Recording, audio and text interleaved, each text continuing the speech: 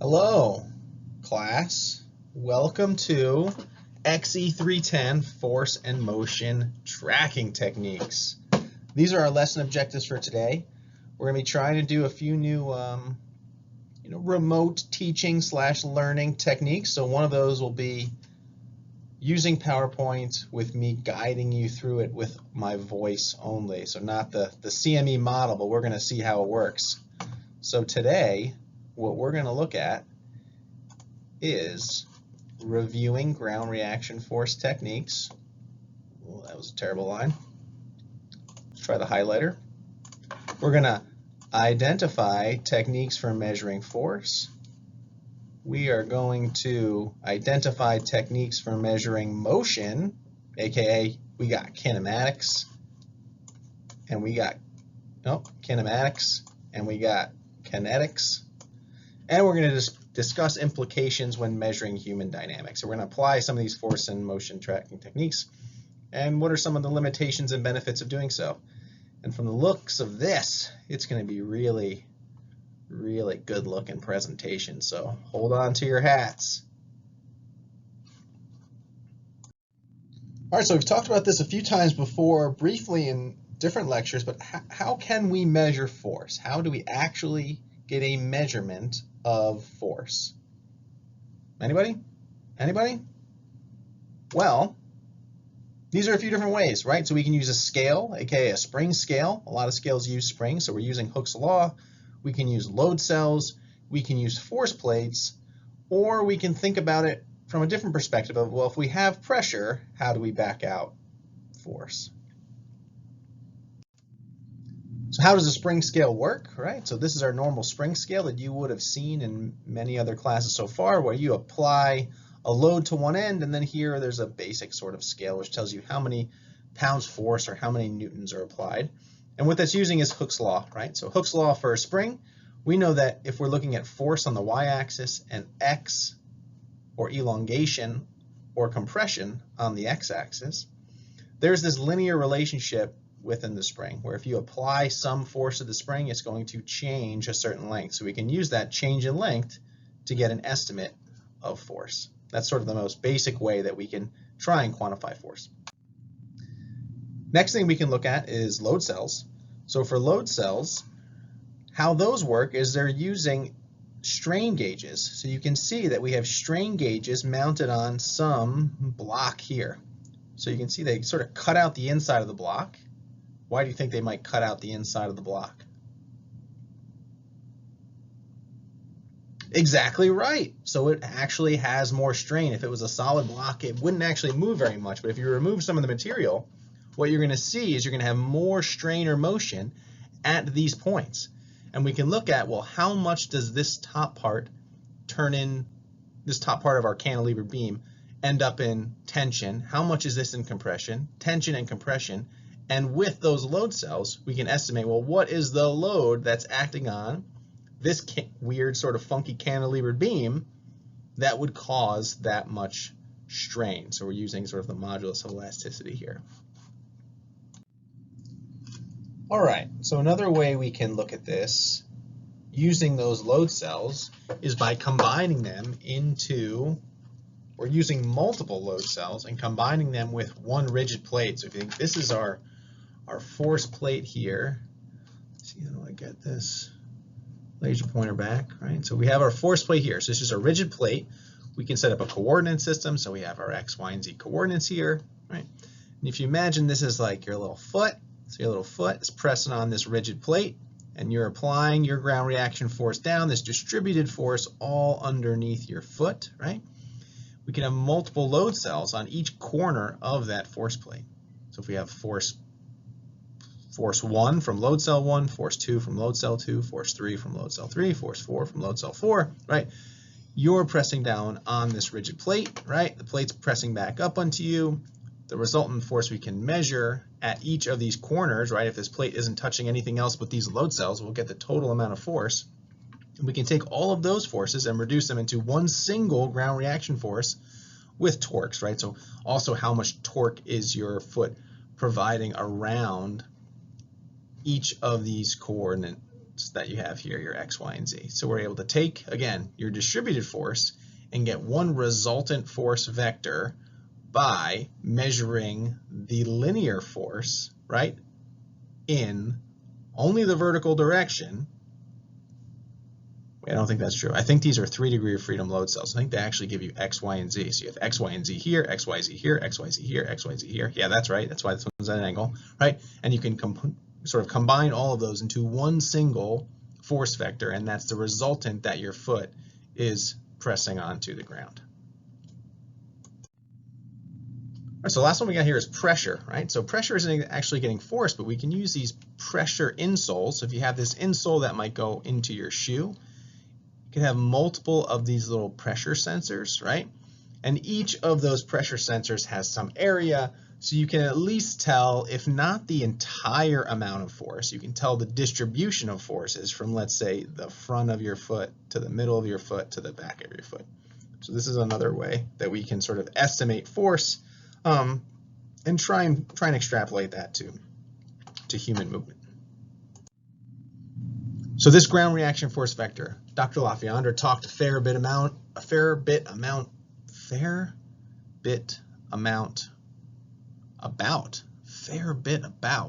ground reaction force vectors, right?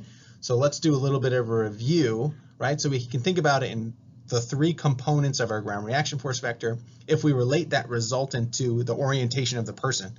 So we can think about there's some that's in the anterior or posterior direction of your foot. There's a vertical component, right, which is going to be your largest component for your ground reaction force, and then your medial lateral ground reaction force vector.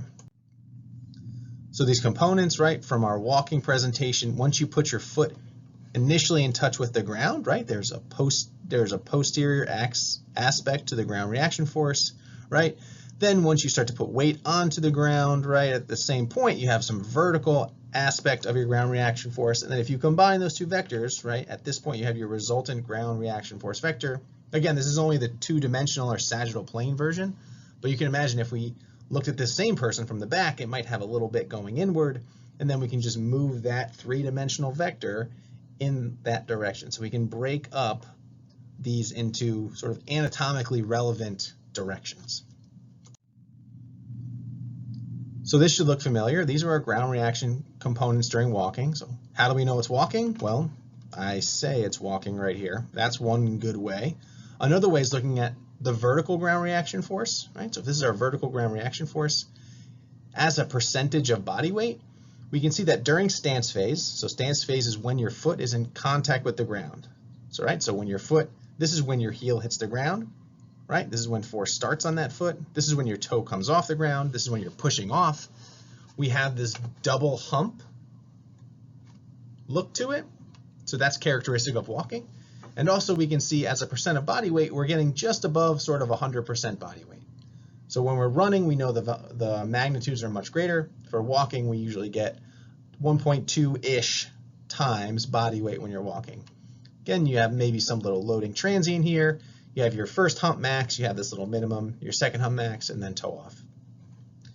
Medial lateral, not always as characteristic, usually a little bit more towards the medial side because your center of mass when you're walking is towards the medial portion of where your feet are. And then here for anterior and posterior, we have this positive and then negative approach, where I know Dr. LaFeandra actually liked to talk about it in terms of the opposite way, where it starts negative, right? If we take this and flip it and then goes positive like that. So why do we like to sort of think about it like that? Well, I don't know about you, but initially when I'm putting my foot on the ground, the direction of that force is going to be pointing backwards, right? So in my mind, that seems like a good direction to be negative, right? That's the opposite direction we are moving, right? So first we have this sort of negative portion, right, which is our braking phase. And then we have our positive portion, which is our propulsion or our push-off phase, right?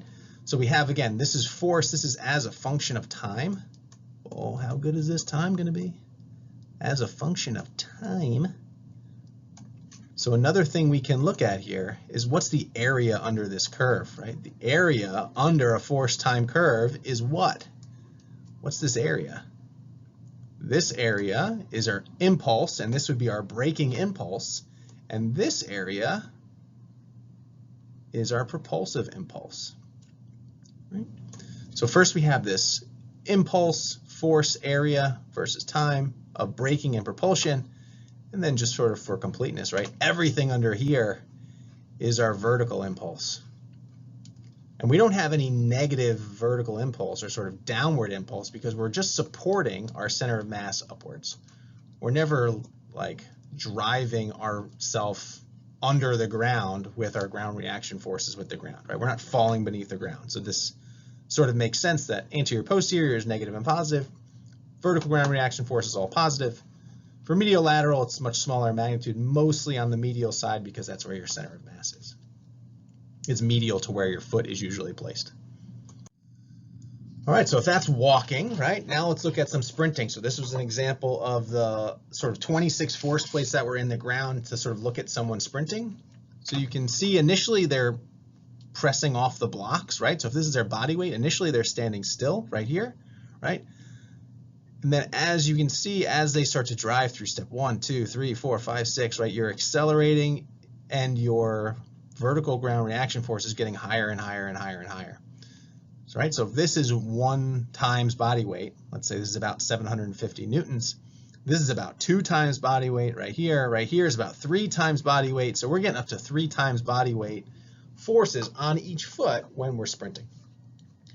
And from the anterior posterior side, this looks a little funky, right, because this first one is all positive, but that's really because you're pushing off the block, right? You're completely pushing off of the starting block, so all of your force, right, all of that impulse is in the anterior direction. And then as you continue to hit the ground, right here we have a larger anterior or propulsion impulse and a very small, maybe I'll do that in red, a very small braking impulse, right? Again, this is our braking impulse, this is our braking impulse. The braking impulses go up and up and up and up, where our propulsive impulses sort of change. You can see it's a much lower magnitude than our vertical, right? It's higher than what we saw before because we are sprinting. But once we hit sort of maximum speed, then our braking and propulsion impulses should be about the same. So it's hard to tell because we have this huge spike and it's kind of noisy and we're not zooming in. But you would imagine that most of this area under here, this impulse equals that impulse if we've reached terminal velocity. Now we're also sort of thinking about drag and those other things too, so we might have more propulsion than braking, but that's the general idea and what we can look for when we're looking at the ground reaction forces for sprinting. All right, Dr. LaFerrander also talked a little bit about instrumented treadmills. So there's 2 main versions of how they work. This is the one he talked about and the one he helped design, where it has a force plate in front and back. So as your foot hits here, you'll have a ground reaction force, and then it transitions that force from one plate to the other plate.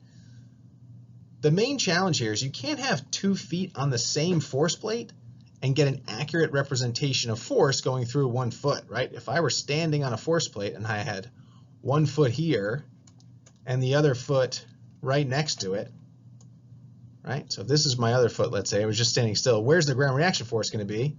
Well, the force plate still only has these 4 sensors in the corners. 1, 2, 3, 4. These, I mean, load cells. They only have 4 load cells that give you these sort of projections of force in each of the corners. So if you have both feet standing still, the resultant force is going to be in between your feet, right? Which isn't actually the force that's acting on your bones, and that's one of the things we're interested in. So we need to find ways to have one foot on a force plate at a time. So this one does that by sort of transitioning, and then when this one moves to the back, your other foot's swinging forward, so they're never both touching the same force plate at the same time. This treadmill over here is what we have downstairs in our biomechanics lab. It has a force plate on the left and the right. So when you're walking, your left foot's on the left force plate, your right foot's on the right force plate, and there's a small seam running down the middle, and you just need to be careful that you don't sort of move too far to the left or too far to the right so that the seam is actually splitting your left foot from your right foot. So some interesting things about force plates. They're really, really accurate, right? They're highly accurate. And they also can collect at very high speeds, right? So over 1,000 hertz, which is 1,000 frames per second. So every second of time, we are getting 1,000 force measurements, sort of at a minimum, right? We can get more, but let's just say about 1,000 measures of force per second, which is important because sometimes these characteristics are happening at a very small time scale. You can see here with running, this is 2 steps, right? And it's happening, all of that is happening in less than 1 second. So you think how many sort of frames of data we need to sort of have this characteristic and show this curve, right, as our foot is landing on the ground. And this is specifically showing, this graph is also showing some of the differences in vertical ground reaction force that we'll see between someone who heel strikes, right? So this is someone who is a heel striker, right? You'll see this impact transient, which means you have a higher slope here and then a small dip, and then it goes up to the peak. Where if somebody is running more with a forefoot strike, you'll see there's more of a sort of smooth curve. There's no initial peak when your heel hits the ground, because if you're not wearing shoes or you're not landing on your heel, you're less likely to sort of bang it into the ground. And so the slope here is a little bit less than the slope here. So again, they measure very quickly. They're very accurate. Problem is that they are expensive still. The price is going down, but our treadmill downstairs is, I think, over $100,000 to have those 2 different force plates.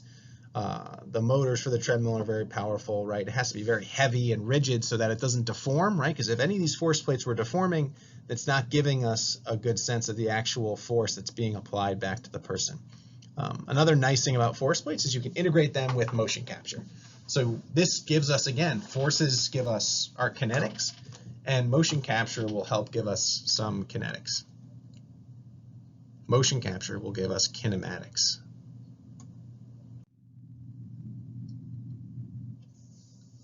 So applications in ground reaction force. So here is a sort of mock-up skeleton of someone walking and doing different sorts of tasks. So I believe this is actually a tactical, this is data from a tactical movement. So you can see the person's hands are up. So you can imagine if they were holding a rifle, right?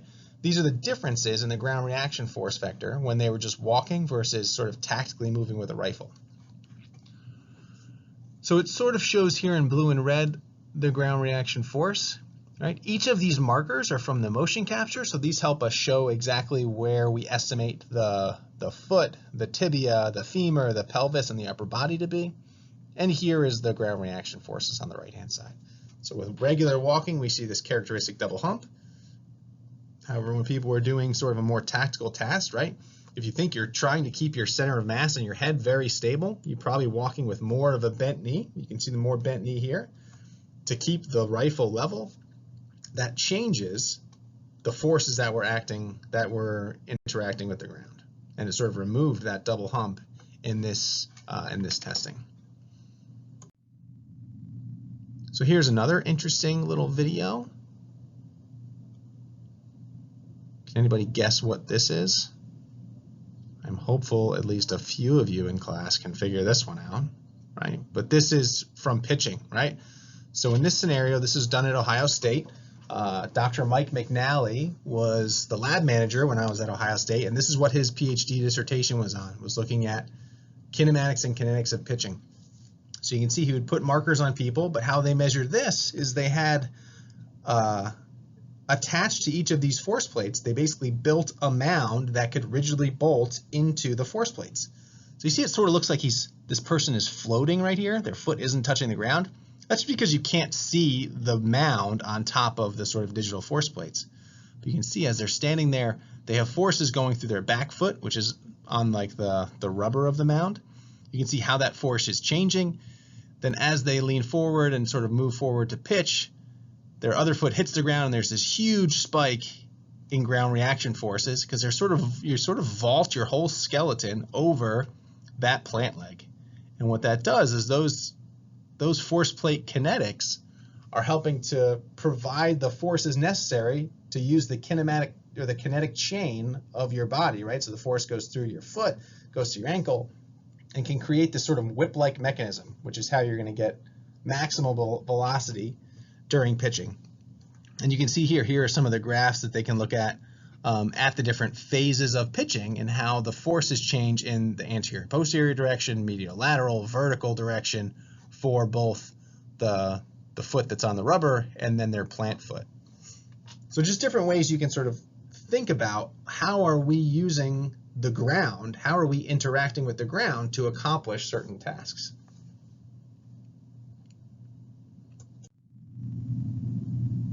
So another one we can look at is looking at jump power, right? So if we know that forces are equal to mass times acceleration, and looking at the impulse and momentum theory, if we start to think about, well, how much force are people applying over time, right? What are some of the kinetic parameters that can determine jump performance?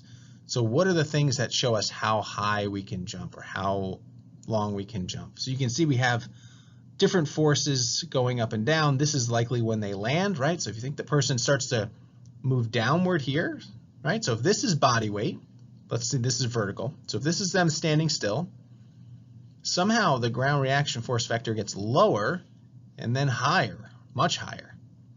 What's happening there? Right, so this is when they're standing still. That makes sense. Why would it go down lower? Well, what would you normally do before you do a max vertical jump? Right? Most of you would probably bend over at the waist and sort of do a counter movement, so you start to lower your center of mass. Well, when you're lowering your center of mass, right, you don't need to apply your body weight to the ground during that time. Think about the idea of being weightless when you're moving downward. So when you're moving downward, this is your center of mass moving down to that bottom part of the counter movement, and then you're applying as much force as possible, as quickly as you can, right? Here's where you're generating maximum force, and then, well, you're still generating force, still generating force, still generating force, but at this point here, at point E, that's when your feet actually come off the ground, right? Once your feet come off the ground, you can't apply any more force to the ground. There's nothing else that's going to help propel you forward. And then between E and G, right, between E and G, that's when you're in the air. This is when you're floating up, right? F is probably your maximum. I'm guessing that's why they used F, right? We can read down here if we really want to. It's a little bit blurry, right? But this is probably when they hit their max height. Then they're lowering to the ground, and then at G, they have this huge impact spike, right? That's when your body's landing.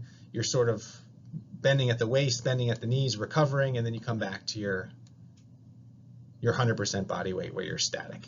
Okay, so you can look at these curves to sort of help understand how your body is working to generate force against the ground, because it's that force against the ground that's actually going to make you elevate off the ground and propel, like basically the dynamics of your body to accelerate your body upward. And we can look at the integral of this to get impulse. We can look at the maximums to get the max forces. We can look at landing technique to see what the spikes are or how smooth this curve is. There's lots of different ways we can analyze this data to come up with interesting, relevant characteristics of how people are moving. All right, so now I'm going to ask you to take a little break, a little 2-minute and 40-ish second siesta, and go watch the Avatar video. All right, so hit pause, go watch the Avatar video, and then come back. All right, let's assume that you've done that because you're all great cadets and you're good listeners. Good job, everybody. I appreciate everyone's flexibility using this this new way of teaching that I'm developing on the fly. All right, so what did they talk about? They talked about this idea of uncanny valley, right? So the Avatar movie was one of the first movies to really do a great job of getting tons of motion capture, right? So they were able to track live human actors, not only their motions, but also their facial expressions. So they had that little helmet with the camera in front. They had those little, you see the little green dots that they were painting on their face? So they could track how each of those little dots moved, and then they could extrapolate that to their little avatar character, right? See how their nose moved, when they smiled, what did it look like? Think about how much work that would be if you had to like figure out how someone's lips were moving to sync up with like complex, not only talking, but also emotion, right? So that idea of getting past the uncanny valley where you can see that emotion, and it's not just a silly cartoon, but we also know it's not really human. It was a really challenging aspect, and I think this movie went like way over budget and also took a lot longer than they thought because they were developing this technology on the fly, right, with these motion capture companies. And he made some mention of it not being marker-based, but you can tell they put markers or little dots on the person's skin. So really it is marker-based, right? It's looking at the location of those markers and then plotting those on the avatar and avatar, right? And seeing how those moved. And then they could set up the face to sort of move. And then they had obviously lots of designers and graphic artists and animators come in after the fact to sort of like touch things up or render such a cool video. But this is sort of the high end of what motion capture can be, not from a biomechanist standpoint, but from a performance standpoint. So this is pretty common now in a lot of the film industry. So what is motion capture? So in the most simple sense, right, it's just we're trying to figure out what is happening. How can we track somebody's motion? So the most simple would be like pushing a button. If you push a button, what is that button telling you? It's going to give you a binary output of maybe 1 or 0 if the button is pushed. But what it's telling you is that some motion happened that pushed the button, right? So that is technically motion capture, where I guess the most complicated is sort of the deformation of a surface. So you think about a person's face or loading on a soft tissue, right? How is a surface moving when it's loaded or when something is happening to it, right? That's, I guess, the most complicated, right? The button pushing is giving you one single data point of yes or no, where for some of these other ones here, you can see like they have just every point imaginable, right? Or like thousands of points on some surface. How are each of them moving relative to each other to figure out deformation? So how did we get to motion capture? Well, it was this person called Edward Muybridge, and really the development of not only motion capture, but motion pictures and motion capture for biomechanics go hand in hand. So in 1872, there was a bunch of rich people who all had horses, and they were like, hey, we have a bet. I think that when a horse is running, all of its legs come off the ground. And somebody else, some other rich person, was like, I think at least 1 foot stays on the ground at all times. Like, you know, you're moving your legs through it, but they thought that there was always going to be an instant where the horse's foot's on the ground. And you might think, well, this is the stupidest argument in the world. Like, why are you arguing about this? Why don't you just look at it and watch the horse run and see? But the problem is if you actually watch a horse run at full speed, they're moving so quickly and past your frame of vision that you can't tell, right? They couldn't tell just using their eyes, because your eyes are getting data at a certain frame rate, and that frame rate wasn't fast enough to actually capture it. So what Edward Muybridge did, you know, he had photography, but you were trying to like time it perfectly and take a picture at the instant, at the right instant, and it just didn't work well. So what they did is they set up a whole line of cameras and then had the horse run through, right? This is actually the video right here that they created, right? So they took multiple pictures and then it turned into like a flip book. So then they were able to time sync the pictures so well that you could actually see at some instant, right? And now if you're watching it, you can see there is a point where all of the horse's feet are off the ground. So this is really a biomechanical question, and this is what started all of motion pictures, right? The idea of motion pictures started because of this idea of a bunch of really rich people not knowing if all their horses' feet came off the ground, and they would basically argue about it, and then they're like, well, let's just pay Edward here to go check it out for us, and he figured it out, right? So one of the first motion capture studies ever done, leading to how we easily take video now, even at incredible frame rates with your iPhones. So what can you use it for, right? So obviously you can use it for biomechanics, otherwise we wouldn't be talking about it. Some other measurements for motion, right? Robotics in a factory, satellites moving through the sky, animation for entertainment, for things like movies or lifelike video games. So here's Gollum in Lord of the Rings, right? It doesn't look as cool, I guess, when it's just some creepy looking actor, but you can see here they have the different markers on this spandex suit, and it would track the motion of this person. They move a certain way, and then the animation moves that way. Also for video games, right, they do this a lot with athletes. They'll put markers all over their skin and have them run and jump and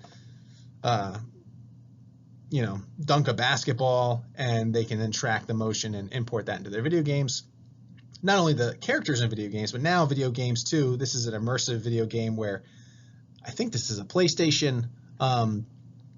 It's actually sensing the motion of your hands. So these little light up bulbs here, there's a camera attached to your gaming system, and it can tell where those are in space, right? And then you can see in the video, it shows you where your hands are. So it can track where you are in space.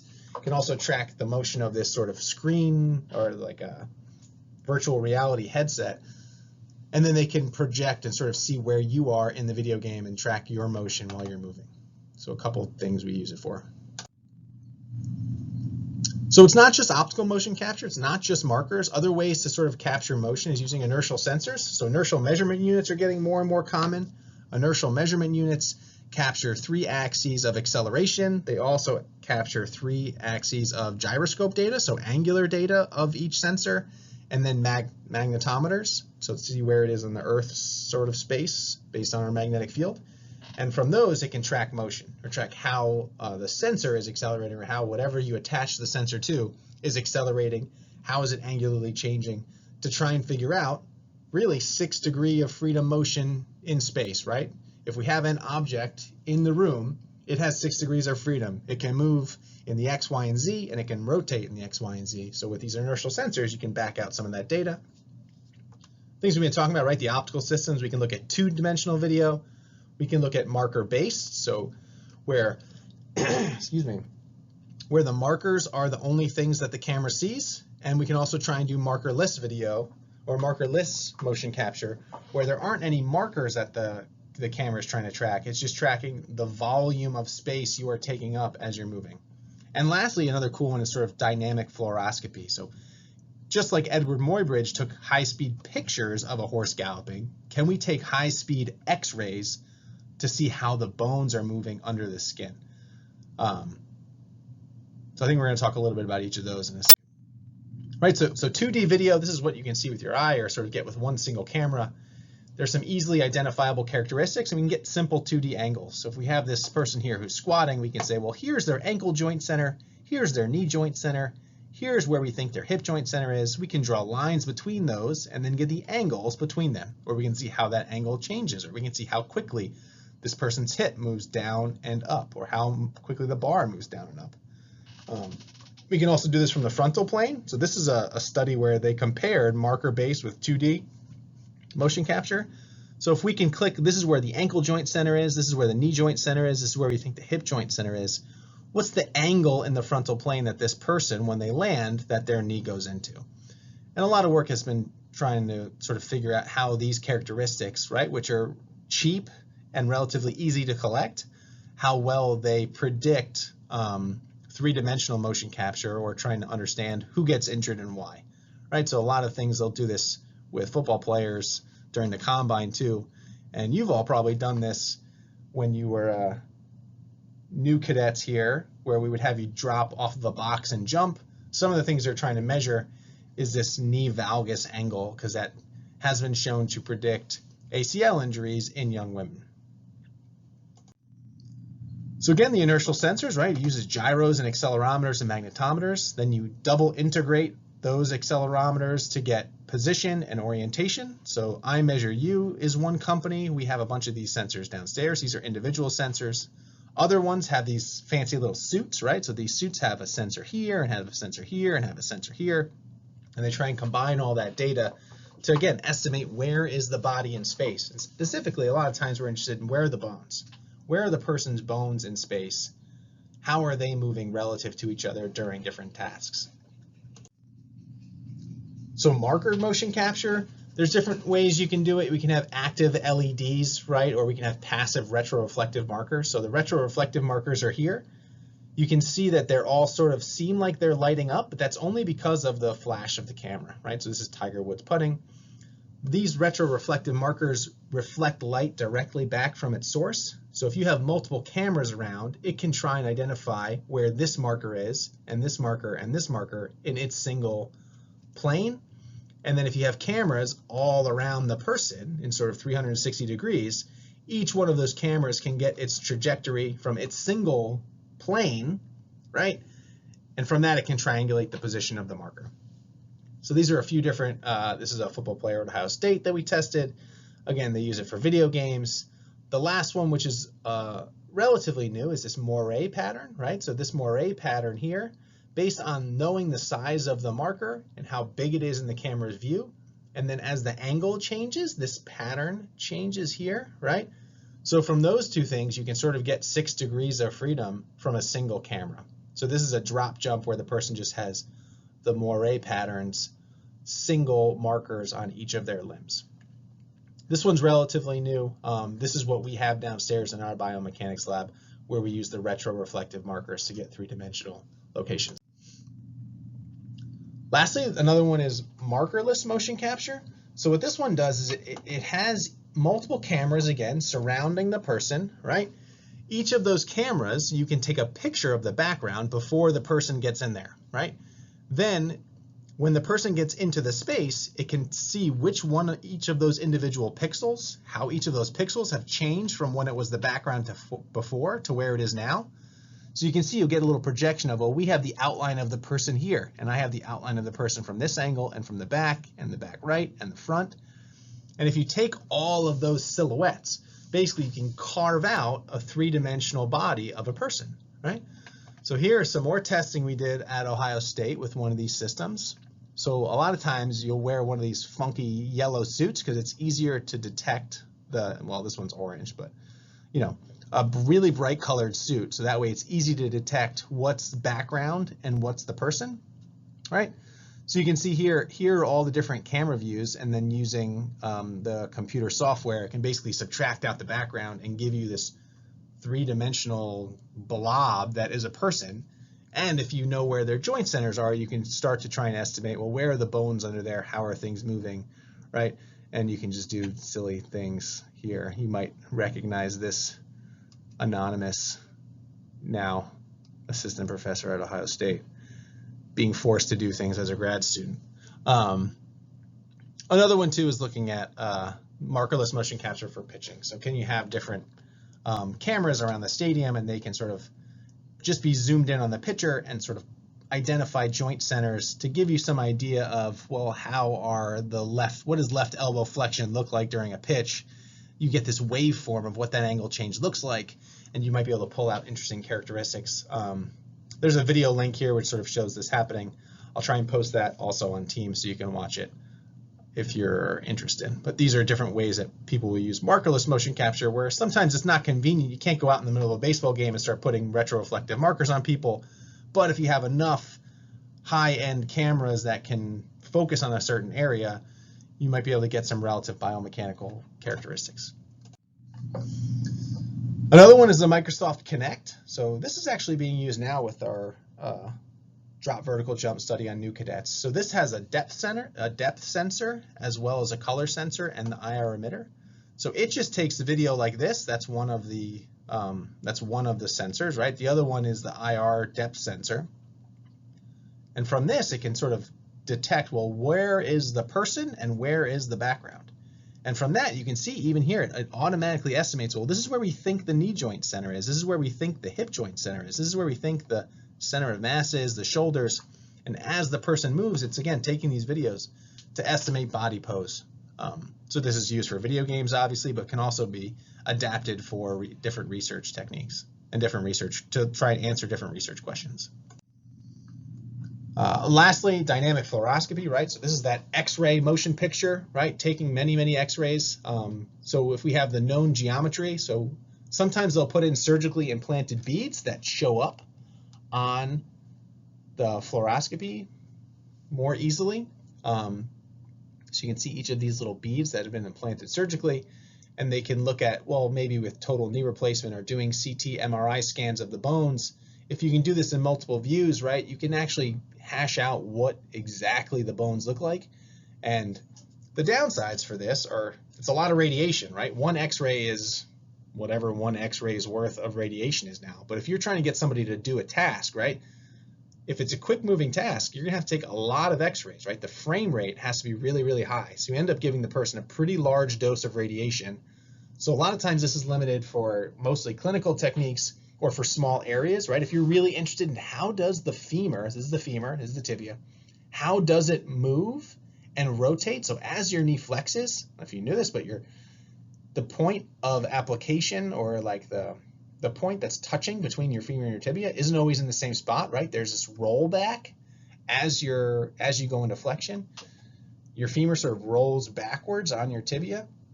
So if you're trying to accurately check how much rollback there is, usually you're talking millimeters there. And so if you're talking millimeters, you can't really just put markers on the outside of somebody's skin, because their skin is going to move in a different way than the bones are moving. So if you really need accurate representation of how the bones are moving, or if you want to look at like the bones in the foot, right? There's tons of bones in the feet. How do each of those move in very little amounts relative to each other? It is really important for how you function as a person, but it's hard to measure that from the outside. So that's where things like dynamic fluoro really come in, show their usage. All right, so which one is best, right? What's the best? Well, again, it depends. You got to look at things like, well, what's the cost? What's the ease of use? How portable is it?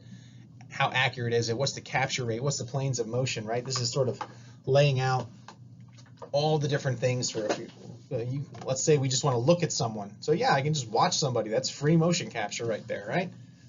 It's the easiest to do. It's the most portable. My eyes are usually in my head. It's also the least accurate, right? Your eyes can only capture at about 50 hertz, and we can only see from one plane at a time. We can look at two-dimensional motion capture, right? Cameras can be pretty cheap. It's pretty easy to do. It's portable. It's getting better in accuracy. Frame rates are going up, but again, one plane of motion.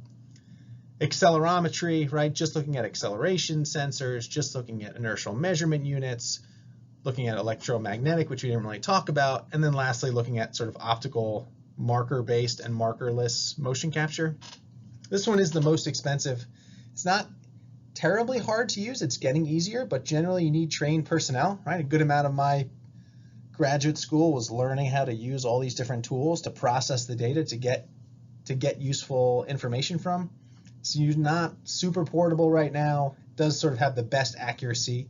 A good marker-based system can really tell you where these little retroreflective markers are down to like tenths of a millimeter, which is really impressive. And they can do that, again, at like 300 frames a second. Now, extrapolating those marker positions to actual bone locations is a little more challenging, but you can sort of see the layout here of which one is best. It really comes down to what's your research question and what are your limitations for the research you want to do. So we're going to do a little bit more focus on marker mocap because that's what we have downstairs in the lab. So again, we're looking at marker locations in space. So if this is the marker here, right? If we have multiple cameras, this camera has its two-dimensional plane and it knows the marker is here in its field of view. The red one knows it's here, the green here. So all of them sort of have this sense. And if you can get each of the cameras to know where they are with respect to each other, right? That's one of the keys. So you have to calibrate the system so that the blue camera knows where the green camera knows where the red camera is. Then they can sort of triangulate this in space, and you can take all of these line of sight vectors and get a really good estimate of where this marker is right here. So what do we do, right? So this is what one of the Vicon motion capture cameras look like. That's a company that makes cameras. It has a special light, and these cameras only see the markers. So this is Dustin Grooms. He is currently a professor at Ohio University, if you want to look him up. He's really active on Twitter, super academic Twitter on clinical implications after ACL injury, but this is him in grad school. All the camera sees is the markers. It doesn't see background, it doesn't see the ground, it doesn't see skin, right? In this study, I think they were wearing funky goggles that would sort of restrict people's vision to see how they change their motion. But each of these cameras, right, were all around the outside of our lab, and each of those would tell you where marker 1 was for the left toe, marker 2 for the left ankle, medial ankle, the lateral ankle, the knee markers, right? And we can use all of these markers to sort of figure out, well, I know that Dustin's shank is going to be probably from the middle of the ankle markers up to the middle of the knee markers, right? And you have all these other markers here that can track the motion with 6 degrees of freedom. So one thing you need to think about is, well, what's the resolution on your cameras, right? And how to think about resolution. Well, if you only have a 2x2 viewpoint, right, and you can have different sort of pixels and different colors on the pixel. Well, if there's only 2x2, you only have 4 things. So what can I see this letter R if this pixel is all the same color, this pixel is all the same color? Like, you can get a sense of what's the average of everything here, right? But that doesn't really tell you much about the R. And as you increase resolution, right, now I'm starting to see, well, at least there's some white stuff happening in the middle. You double resolution again, I still can't really tell. All right, now it's 20 by 20. It looks like an 8-bit video game, R, right? 50 by 50, and then 100 by 100. So these cameras, depending on how expensive they are, have different resolutions, and it's really just in the digital field of view, how many different pixels does it have to tell you if something is a marker or not a marker. And so depending on how far the cameras are away from the person, you're going to need different resolutions. Right, so there's the beam pointing at him.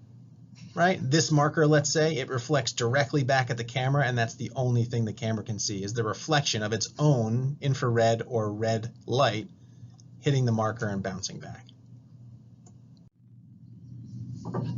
So there's an interesting idea of how many markers do you need per segment. Right? So what's the minimum markers you need to track a person's segment? So again, with one marker, you can figure out where that marker is in space, but if I want to know how a segment is moving, how many markers do I need to track 6 degrees of freedom? Does 1 work? Does 2 work? Let's think about 2 for a second. Let's say I have this sort of Coke can, soda-looking cylinder here.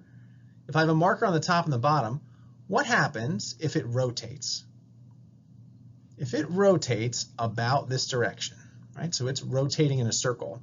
The only things the camera sees is this marker and that marker. And these are points, right? It's not telling you the orientation of the marker. It's just this is where the marker is.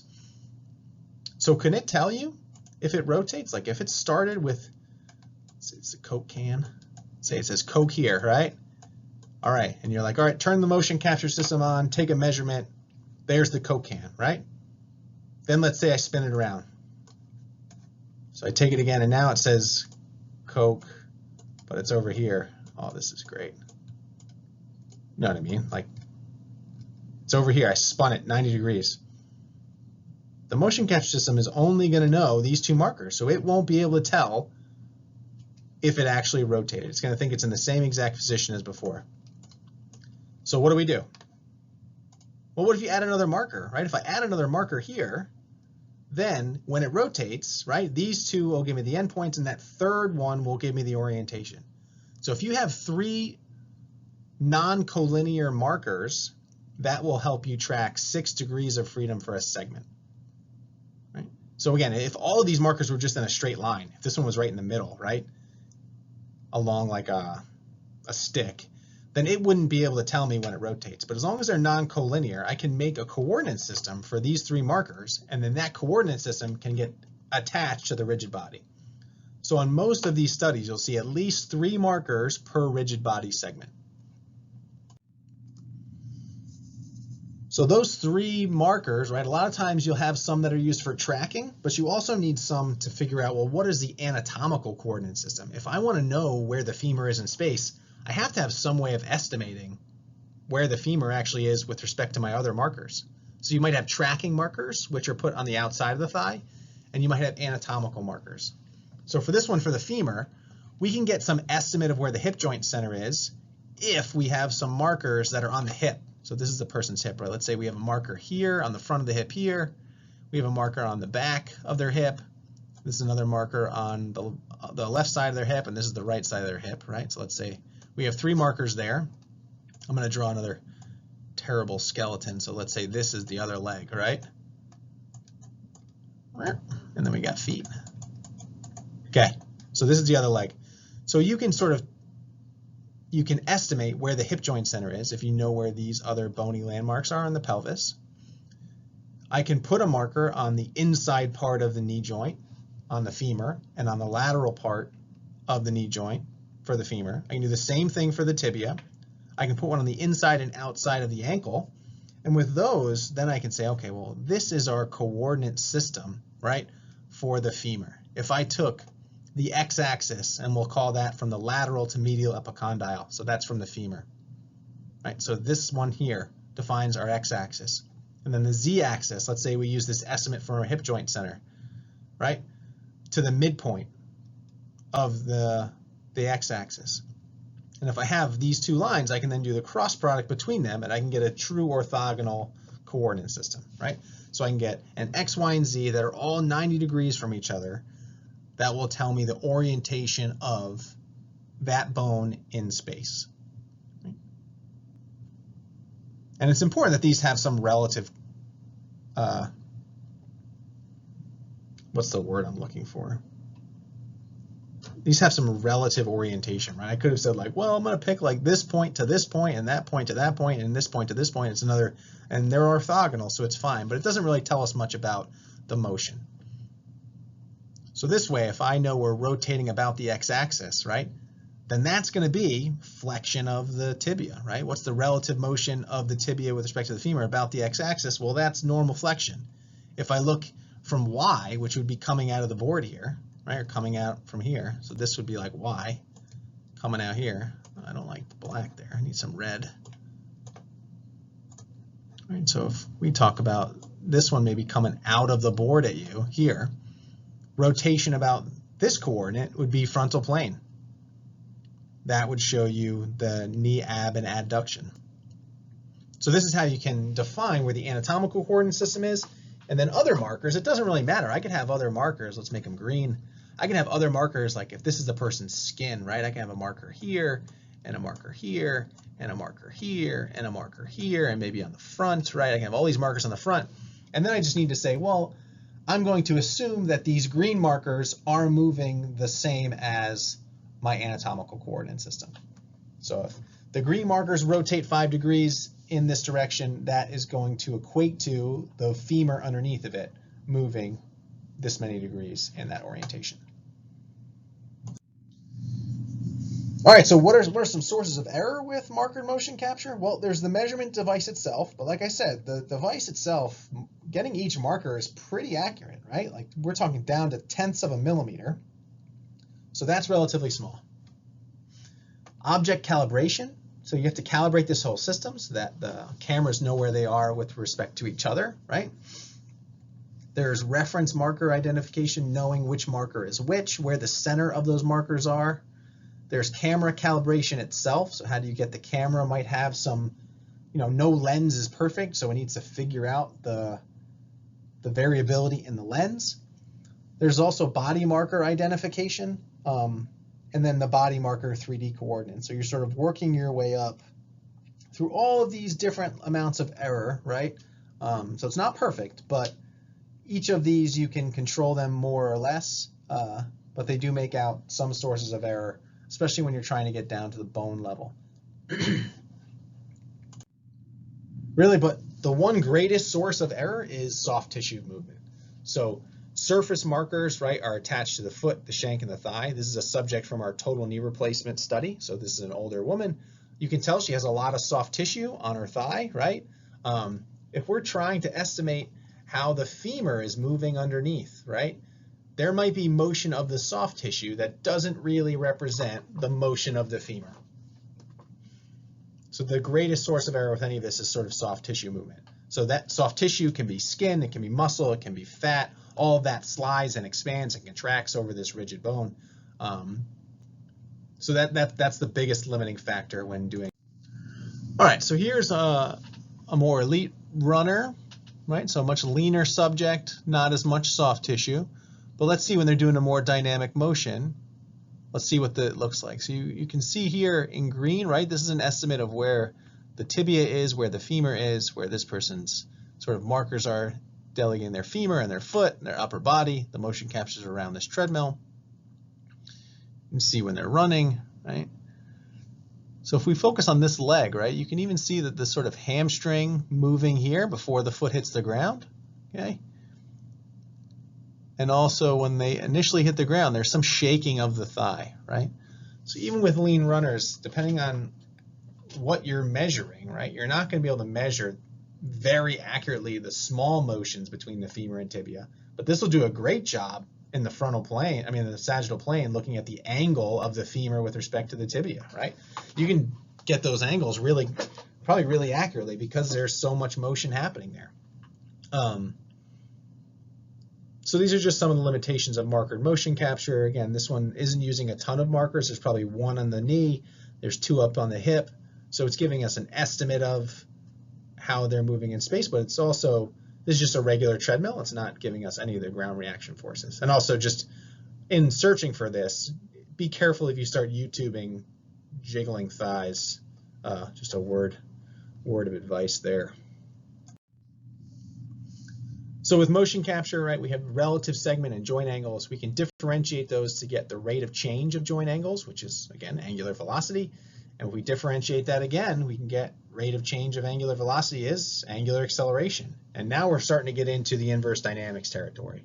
If we can start to figure out our theta double dots and we know our mass moments of inertia, we can start to deduce what are the moments acting at each of the joints. What are the forces acting at the ground? How are those forces at the ground creating forces inside the person's body, or torques that are moving a person around as they run or walk or jump? Right, so that's where we can integrate motion capture and the force measurements. So here again, we start with our subject, right, with all the markers on. What do the cameras see? Well, it just sees the markers here, right? All it sees is those individual markers. You can see here she's standing on force plates. You might not know it. There's some force going through her left leg here. There's some force going through her right leg. What do you notice about the magnitudes of these two forces? Well, I hope you notice that this one seems to be about twice as big on the left foot as it is on the right foot. So what's happening here? Well, this person was coming in for a knee replacement, right? They've had very, very painful knees for a very long time. And what starts to happen is they start to just, without maybe even knowing it, or maybe with knowing it, they're applying a lot more force through their knee that doesn't hurt as much, right? So from these marker positions, you can estimate where the bones are. So these are the blue lines here. So this is an estimate of their femur and their tibia. Again, in the blue line, it's kind of hard to see the femur and tibia. All of this is based off of these marker positions. Then you can start to get them walking. You start to get them moving, starting to go up and down stairs, starting to see dynamically, right? When they're static, there's this huge difference in force. What about when they're walking? What's the direction of this force? What are the loads that are happening on the knee and the ankle, the knee, and the hip in three directions, right? What are the sagittal plane, frontal plane, and coronal plane, or transverse plane moments that are happening when they're moving? And that's where it sort of all comes together, and we can use some of the power of the inverse dynamics stuff, which you did for your last problem set. All right, well, that's all we have for today. I hope you had a great time listening to me go through PowerPoint. If you like this video, click subscribe and ring the bell. Put it up on the YouTubes. Tell your friends to subscribe. If you have any questions, feel free to email me, post questions on Teams. I hope this was useful. It should give you a little bit of background on force and motion tracking techniques. We'll be using some of these for our final EDP. Again, if you have any questions, feel free to reach out to me. Otherwise, I'll see you when I see you.